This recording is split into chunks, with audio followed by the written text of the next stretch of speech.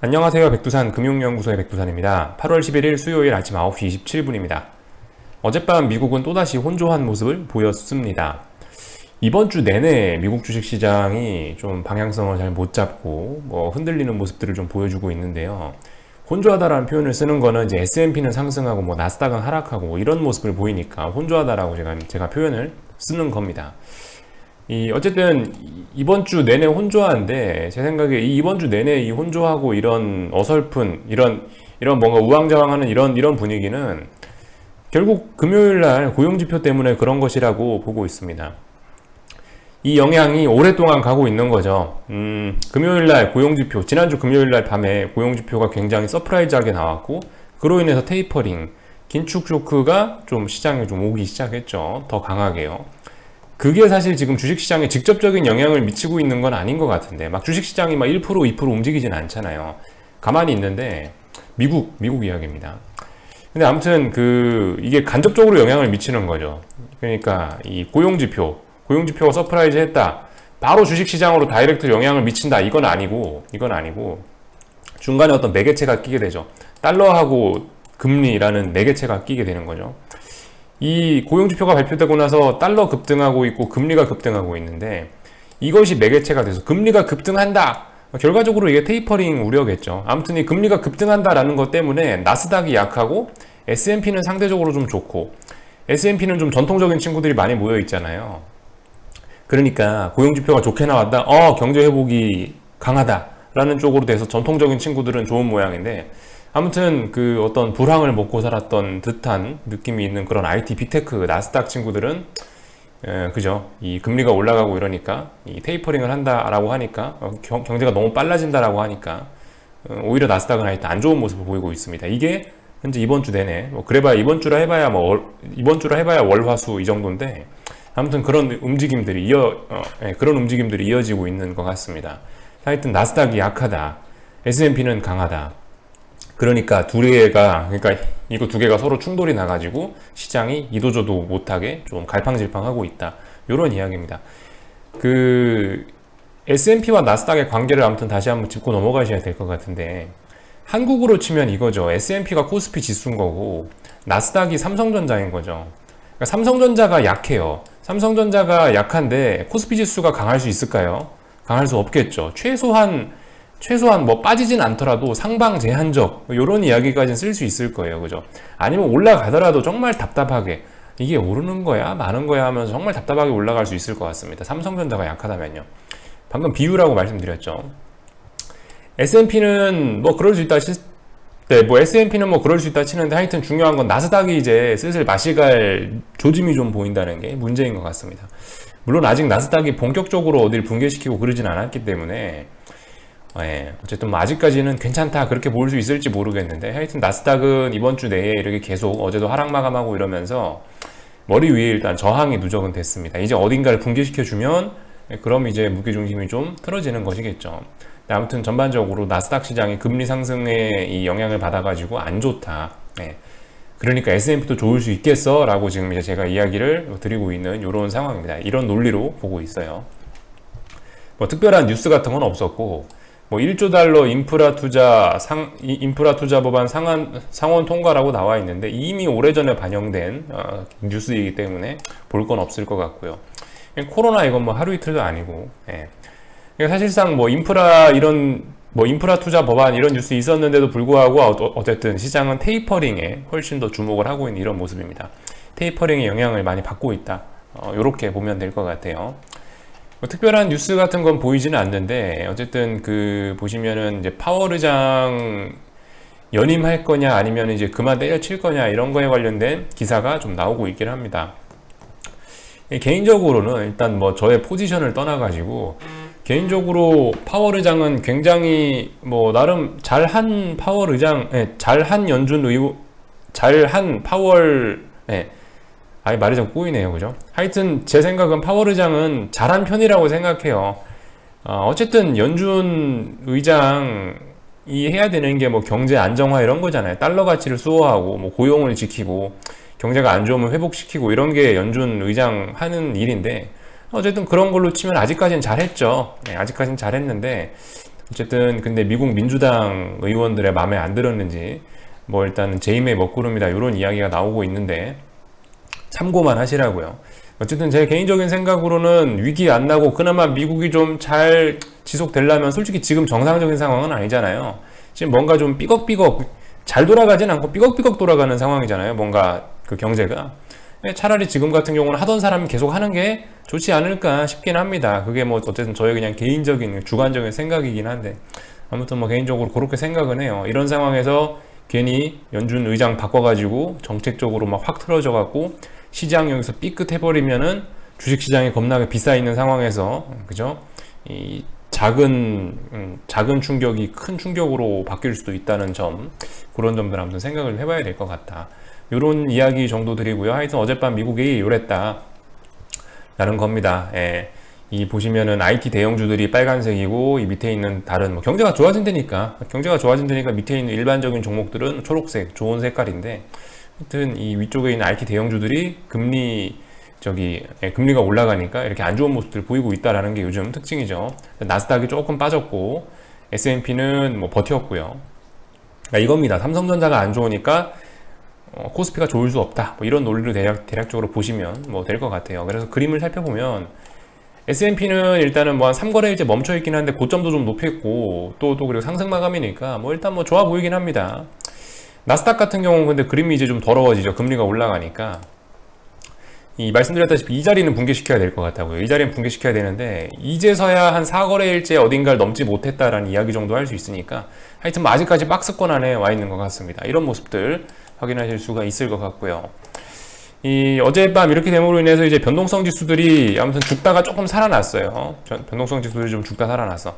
이런 모습들 정도 한번 체크하시면 좋을 것 같습니다. 빅스 지수 몇 달 동안 지켜가지고 한 번씩 폭발시켜야지 된다. 죽더라도 폭발시키고 나서 죽을 거다. 뭐 이런 이야기 드리고 있고, 그것 때문에 이제 UVXY에 베팅을 하기 시작했는데 어젯밤 하락 마감하긴 했죠. 이 모양이 좀 별로 좋지는 않습니다. 근데 일단 개겨봐야 될 것 같긴 해요. 그리고 이 나스닥 변동성 같은 경우는 어젯밤에 이렇게 하락 마감했으니까, 뭐 지수 하락 마감했으니까 상승 마감하는 게 자연스러운 일인데, 나스닥 변동성도 지금 뭐 거의 한 달째 이렇게 잘 지키고 있습니다. 이 살아나야 될 자리에서 그리고 또 살아났고요. 연속성을 기대해 볼 수 있을 만한 자리인 것 같습니다. 연속성 기대해 볼 만한 그런 모습인 것 같아요. 나스닥이 이제 약할 거다라고 생각하면 S&P가 좋을 수는 없을 겁니다. 그죠? 아마 빅스도 같이 이에 따라서 위쪽으로 올라갈 가능성이 있을 것 같은데, 지금 이 VXN 나스닥 변동성 지수보다 빅스 S&P 변동성 지수가 훨씬 강하긴 강합니다. 왜냐면 쟤는 전저점 자리까지 다 내려왔는데 얘는 아직까지 밑에 어떤 지지력들이 좀 여유가 있는 상황이고 더 오랫동안 모아왔기 때문에 저는 일단은 누가 더 강하냐, 빅스가 강하냐 아니면은 VXN 그 나스닥 변동성이 강하냐 따지면 현재는 빅스가 더 강한 것 같다라는 생각이 됩니다. 예, 빅스가 더 강하다고 이야기를 드리고 싶네요. 지금 뭐 16.8이라든가 이런 뭐 절대적인 숫자는 제외해 놓고 이 흐름을 봤을 때 지금은 빅스가 더 강한 것 같다. 무슨 일이 생기면 S&P가 더 크게 터질 수 있다라는 생각이 개인적으로 들긴 듭니다. 하여튼 뭐 그렇고요. 지금 이렇게 가는 모습상 이게 어쨌든 이 급등으로 나올 것 같지는 않습니다. 급등이 나오면서 변동성 지수가 막 튀어오르는 그런 일은 있을 것 같진 좀 않아 보이네요. 예, 그런 일은 있을 것 같지 않아 보여요. 지금 어쨌든 미국이 이 변동성을 하여튼 가야 될 자리에서 지금 어쨌든 잘 못 가고 있습니다. 그러니까 가야 될 자리에 잘 못 가고 있으니까 위쪽보다는 뭐 방향성은 변동성을 확대시킨다면 방향성은 아래쪽이지 않겠느냐, 뭐 이런 이야기 정도 뭐 드리고 싶네요. 하여튼 주식시장은 좀 이제 버틴다는 생각이 좀 듭니다. 왜 그러냐면 이제 주식시장은 사실 우리가 맨날 뭐 주식시장을 포커스를 놓고 보지만은 사실상 이제 전체 금융시장에서 주식이 차지하는 비중은 요만큼밖에 안 되거든요. 나머진 전부 채권이고 나머진 전부 환율이고 주식시장은 요만큼밖에 안 되는 거란 말입니다. 얘네가 큰 덩어리가 움직이면은 얘네가 자연스럽게 움직여야 되겠죠. 주체가 얘가 아닌 겁니다. 전 세계를 끌고 가는 이 금융시장 전체의 주체가 주식시장이 금융시장을 끌고 가는 주도가 아니란 말이에요. 얘가 대장이 아니란 말이죠. 전체 금융시장 돈의 움직임의 대장은 어쨌든 채권하고 환율 이쪽이 이 금융시장의 전체 이 어떤 대장이고 얘네가 메인 큰 덩어리인데 근데 하여튼 요즘은 이제 워낙 버블이 끼고 이러니까 이런 구석진 자리에 있는 금융시장 저 변두리에 있는 뭐 주식이라든가 비트코인이라든가 뭐 원자재라든가 이런 것들이 오히려 지금 이제 오히려 이런 큰 덩어리에 영향을 미치는 듯한 모습들도 좀 보이고 있긴 한데요. 아무튼 제가 이런 이야기를 하는 거는 요즘에 큰 덩어리들이 움직이고 있다. 큰 덩어리들이 막 엄청 움직였거든요. 근데 지금 작은 덩어리들이 감히 이 큰 덩어리들의 움직임에 발맞춰 주지 않고 버티는 듯한 모습이 좀 보인다라는 거죠. 그러니까 지금 상황이 좀 심상치는 않아 보인다. 폭탄을 껴안고 있는 것 같다는 느낌이 좀 들긴 드는데, 그래서 긴축 이야기 금요일날 고용지표 나오고 나서부터 신나게 올라가지 않냐. 아, 정상적이다, 그죠? 아, 정상적으로 잘 가고 있다. 달러 인덱스 어제도 그래서 그렇게 상승 마감을 해서 직전 고점 자리, 어떤 중요한 저항 자리에 몸통으로 올라와가지고 지금 또다시 상승 시도를 하고 있습니다. 긴축에 관련된 부분을 주식시장은 모르는 척하고 있지만 달러하고 채권 쪽은 이미 강하게 그런 부분을 의식하고 움직이고 있단 말이죠. 주식시장이 지금 이제 떼쓰고 있는 듯한 그런 모습입니다. 금리도 어젯밤에 급하게 튀어 올랐죠. 이것 때문에 결과적으로 이제 나스닥이 약했다라고 개인적으로 보고 있습니다. 뭐 어쨌든 큰 흐름을 봐서 큰 흐름을 갖고 어떤 상승 하락의 이유를 갖다 붙이자면은 그렇다. 여기를 돌파한 차감으로부터 어떤 추세 전환의 가능성은 굉장히 높아지고 사실상 추세 전환됐다라고 봐도 될 것 같고, 금리가 다시 상승한다라고 하면 나스닥 안 좋다라는 이야기 계속 드렸죠. 그래서 지금 올라가니까 나스닥이 안 좋다, 뭐 이런 이야기 정도 뭐 드릴 수가 있을 것 같습니다. 그래서 하여튼 주식시장은 가만히 있지만 뭐 달러하고 채권이 많이 움직이고 있으니까 조만간 주식시장도 따라올 거다라는 이야기 정도 맨날 드리는 이야기 드리고 있고, 달러 인덱스가 정고점 자리 막 윗꼬리 부분을 몸통으로 올라왔으니까 코스피가 아니죠. 원화도, 우리가 매일매일 쓰고 있는 원화도 그렇게 움직여야 될 겁니다. 환율입니다. 원화 1154원, 55원까지 올라왔죠. 긴축에 대한 그 우려를 정상적으로 반영하고 있는 그런 모습들 잘 나타나고 있습니다. 하여튼 뭐 기다려 봐야 되겠죠. 기다려 보면 될 것 같고, 하여튼 어젯밤에 UVXY를 원래는 이게 버리는 게 맞긴 맞는데요, 이렇게 되면은. 근데 솔직히 지금은 좀 버리기는 좀 아깝다는 생각이 들어서 그냥 제 주관적인 생각으로 그냥 버팅기고 있습니다. 말씀드렸다시피 어제 저점 정도는 지켜주는 게 맞긴 맞는데 최소한. 근데 어제 저점도 못 지키고, 제가 어제 글도 남기긴 했는데 25달러는 돌파 한창 해야 되는데 오늘 최소, 그러니까 25달러 위에서 마감을 했어야 될 것 같은데 24.75란 말이죠. 일단 지지력이나 이런 건 일단 당장 보이지는 않아요. 그러니까 이런 걸 보고 지금 여러분들께 제가 많이 보시는 제 영상 많이 봐주시고들 있는데, 많은 분들이 보시는 앞에서 이런 거를 지금 뭐 매수해라 이러는 거 솔직히 그냥 아주 근거 없고 주관적인 부분에 지나지 않는단 말입니다. 그러니까 사실 이런 부분에 대해서는 지금은 어쨌든 강하게 이야기를 할 수는 없는데요. 어쨌든 그냥 단순히 이제 아주 그냥 아무런 근거 없는 저의 주관적인 생각을 말씀드리면은, 어쨌든 여기 한 달 동안 지켰던 거, 요거 때문에 반드시 한번 시세를 주긴 줘야 될 거고, 그 와중에 이제 이렇게 여기 시세를 안 주고 나서 지금 바로 죽이고 있는데, 이게 천천히 죽이는 것도 아니고 지금 보시면 급격하게 매일매일 급격하게 죽이고 있죠. 제 생각에 이렇게 되면 이거 튀어오를 때도 좀 무섭게 금방 튀어오를 것 같다는 생각이 좀 들어가지고, 이게 그러니까 그냥 천천히 죽이는 게 아니고 급격히 죽이고 있기 때문에 그러니까 변동성이 확대가 되고 있거든요. 제가 이런 날 8월 4일 날 코스피 오히려 숏을 몽땅 많이 잡을 때다라고 이야기를 드렸잖아요. 왜 그렇게 했어요? 이 중요한 저항을 돌파한 척 했는데 오히려 숏을 더 강하게 하자라는 이야기를 드렸는데, 왜? 이런 자리에서 변동성이 터져 나왔기 때문에, 그냥 오른 게 아니고 변동성이 터져 나와서 이게 이렇게 올랐으니까 한번 숏을 세게 잡아보자 이런 이야기를 드린 거거든요. 그냥 오른 게 아니고 변동성이 터졌다고요. 근데 아무튼 요즘 UVXY 같은 경우도 보시면 이게 이제 이 변동성이 슬슬 확대가 좀 되고 있는 측면이라, 얘가 좀 조용하게 움직이는 게 아니고 강력하게 세게 움직이고 있어서, 그리고 이 움직임이 지금 며칠 동안 너무 오랫동안 지속되고 있어서 이거 생각보다 급하게 튀어오를지도 모르겠다라는 생각이 들어가지고 어떤 기대감이 생겨서, 그래가지고 지금 저는 일단 어제 포기했었어야 되는 게 맞는데 그래도 일단 미련을 가지고 조금 더 일단 지켜보고 있습니다. 여차하면 더 사볼까라는 생각도 갖고 있는데요. 아무튼 제 생각이 맞으려면은 빨리 여기서 양봉을 하나 보여줘야 될 거예요. 뭐 어떤 자리에서 2거래일 정도의 지지력 정도는 보여줘야지 될 겁니다. 아무튼 계속 이렇게 가면 이거는 적당히 포기를 해야 되겠죠. 근데 아무튼간 일단은 요즘에 보시면 개파락 음봉 나오고 있죠.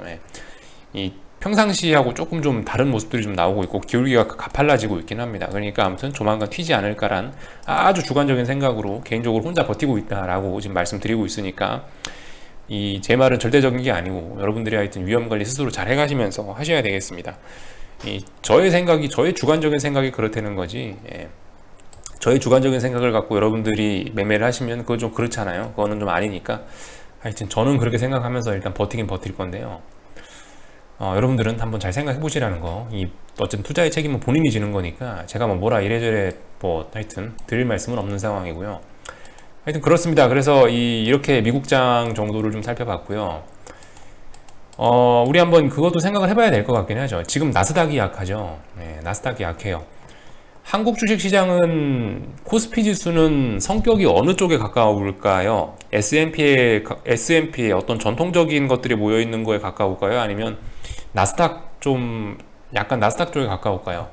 제 개인적인 생각으로는 그렇습니다. 코스피 지수 또 그리고 한국이란 나라가 어쨌든 이 주요 수출 품목이 보면 수출 주도형 국가고 주요 수출 품목이 반도체, 핸드폰 뭐 이런 거란 말입니다. 물론 뭐 다른 것도 많이 잘하죠. 다른 것도 잘해요. 전통적인 것도 잘하는데 아무튼 주식시장 구성이나 뭐 수출액이나 이런 걸 보면은 아무튼 뭐 반도체나 IT, 그죠? 빅테크, 약간 나스닥 계열이지 않나 싶어요. 그쪽으로 분류하는 게 맞지 않나 싶습니다. 그러니까 어젯밤 나스닥이 약하다 이러면은 제 생각에 코스피고 코스닥이고 별로 분위기가 좋지는 않을 것 같아요. 그죠? 하여튼 그렇습니다. 코스닥 시장도 시가총액의 한 30% 가까이가 반도체나 뭐 IT나 하여튼 뭔가 IT 계열이에요. 그게 뭐 소프트웨어가 됐든 뭐 하드웨어가 됐든 하여튼간 그 코스닥 시장도 한 30% 정도가 그 정도 비중이거든요. 코스피도 그렇고 코스닥도 그렇고. 그러니까 한국은 전반적으로 하여튼 좀 그죠? 나스닥 쪽에 좀 가깝다. 그러니까 하여튼 나스닥이 안 좋으니까 코스피도 안 좋을 가능성 높다. 뭐 이런 이야기. 그런 식으로 좀 연관시켜도 괜찮지 않을까라는 생각을 좀 말씀드렸고, 하여튼 그래서 이 삼성전자 시원하게 빠지네요. 그죠? 삼성전자 시원하게 빠지고 있고, 선물도 뭐 솔직히 어제 외국인이 좀 무리한 것 같다라는 생각이 좀 들긴 들었는데 어쨌든 그럼에도 불구하고 오늘 다시 121선 부근으로 막 내려오고 있습니다. 제가 어젯밤부터 한 이틀 전쯤부터 해가지고 이제 원자재 이야기를 한 번씩 좀 드리고 있는데 원자재하고 코스피하고 여러분들 사실 똑같아요. 움직임이 똑같으니까 구리 같은 경우는 이미 121선 3번 터치하고 붕괴됐고, 유가 같은 경우는 121선 2번 터치하고 지금 약간 지지하는 뭐 이런 모습 나오고 있는데, 어쨌든 코스피 같은 경우도 원자재하고 거의 똑같이 움직이니까 아마 키 맞추기 정도 들어가지 않을까, 3번은 터치를 아마 해야 되지 않을까 싶긴 하고요. 그리고 아마 뭐 붕괴가 될 거라는 생각은 들고 있습니다. 붕괴될 만한 분위기이긴 해요. 삼성전자 하락 추세, 단기 하락 추세, 뭐 원달러 환율 약세, 원화 약세 계속 지속되고 있으니까, 또 테이퍼링 우려 반영되지 않았으니까 재료가 신선한 게 있잖아요. 신선한 게 있으니까 충분히 깰 수 있다고 보긴 보는데요. 아무튼 요즘에 이 박스권을 워낙 좋아하시는 외국인 기관분들 때문에 이게 뭐 어쨌든 답답하게 움직이고 있긴 합니다. 하여튼 그래서 잘 모르겠다. 당장 오늘 내일이 어떻게 될지는 모르겠는데 하여튼 조만간 121선은 깨면서 아래쪽으로 쏠릴 것 같긴 하다라는 거, 이런 이야기를 좀 드릴 수 있을 것 같고, 이건 뭐 어쨌든 저의 생각 플러스 주변에 있는 변수들 같이 고려한 거죠. 그리고 어제 제가 그 428구 근처에 뭐가 있는 것 같다라는 이야기를 드렸는데, 안 그래도 어떤 분이 리플 남겨주셔가지고 보니까 일목균형상 구름대 하단이더라고요. 제가 이 차트에 막 이것저것 막 복잡하게 띄워놓는 거를 싫어해가지고 좀 안 그려놨었는데요. 보시면 일목균형 표입니다. 벌써 차트가 좀 더러워졌죠.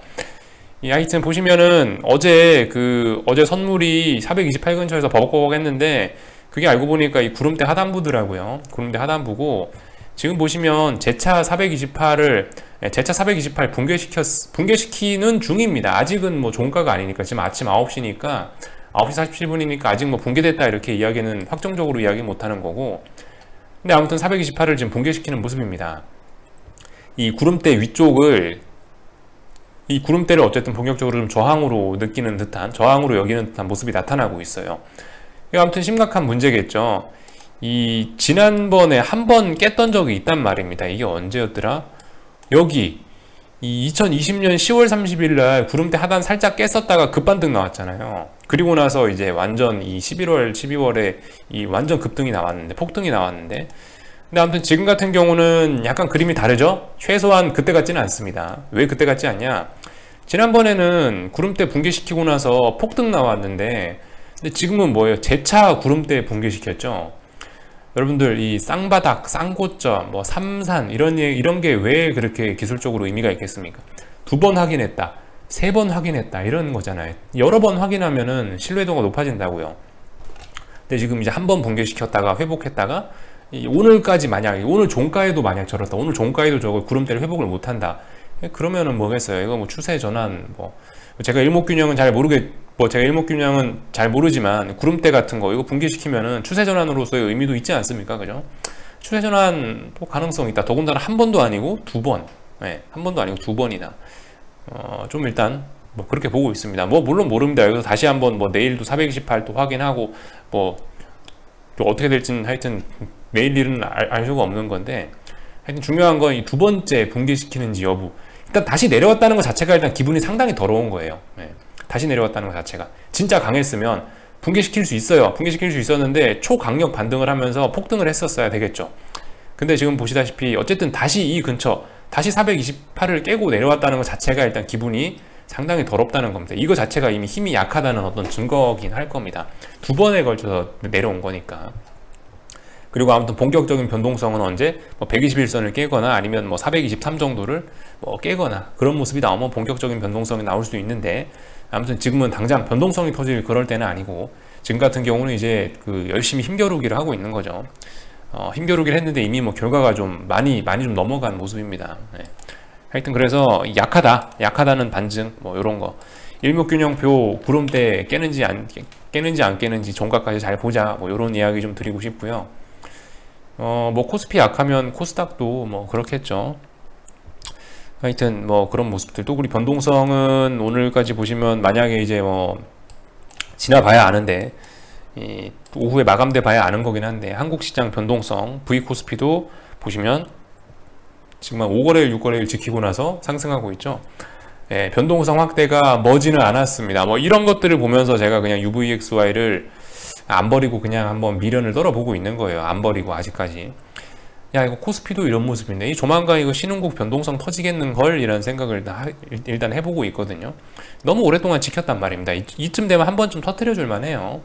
근데 지금 이제 보시면 방향성이 위쪽으로 터지지는 않을 것 같고, 지금 아무리 이 코스피 꼬라지를 보면은 변동성이 터지긴 터질 건데 위쪽으로 변동성이 터질 가능성은 없을 것 같고, 콜이 지금 다 개박살 났는데 위쪽으로 터질 것 같지는 않고, 이 살아난다고 하면 결국 풋에서 변동성이 터지긴 터질 것 같은데, 그죠? 아무튼 뭐 그런 생각하면서 일단 기다려보고 있습니다. 그래서 변동성은 조만간 확대가 되긴 될 것이다. 이 박스권 이 붕괴가 얼마 머지 않았다라는 생각 정도 뭐 들고 있습니다. 변동성 지수 뭐 이런 것들 보면서 이런 이야기를 드렸고요. 아무튼 근데 이 지금 현재의 시세를 너무 믿지 마시라고요. 왜냐하면 이제 오늘 수요일이고요. 그러니까 옵션 만기일이 이제 하루 남았고요. 내일이 만기일이지 않습니까? 그러니까 옵션 만기 주에는 보통 그렇단 말이에요. 사람들 헷갈리게 막 마음 많이 흔들리게 들었다 놨다 엄청 하거든요, 장중에. 그러니까 이 지금의 시세가 끝까지 간다는 보장이 없어요. 뭐 오후 3시에 봤는데 장대 양봉일 수도 있어요. 그러니까 어쨌든 너무 믿으시면 안 되고, 만기일이라는 거를 좀 생각해 보셔야 되겠고, 또 그리고 어쨌든 아직까지 박스권이 있고, 아직까지 박스권 유지하고 있고, 또 그리고 오늘 밤에 그 CPI 발표되죠. 오늘 밤에 인플레이션 지표, 물가 지표 발표되니까 또 그걸 재료로 해서 또 시장이 또 움직일 수도 있어요. 그렇기 때문에 일단 뭐 오늘의 움직임에 대해서도 뭐 그다지 특별한 뭐 의미를 부여하지 말자, 이런 생각입니다. 121선 깨거나 아니면 뭐 방금 봤던 뭐 일목균형표 확실히 뭐 그런 거를 좀 확실히 좀 붕괴시키거나 그런 그림이 나오면은 그러면 조금 좀 안심할지 모르겠는데, 아직까지는 안심하지 말자, 뭐 이런 이야기를 좀 드리고 싶네요. 여기까지 하겠습니다. 궁금한 거 리플 남겨주시고요. 저녁에 뵙도록 하겠습니다.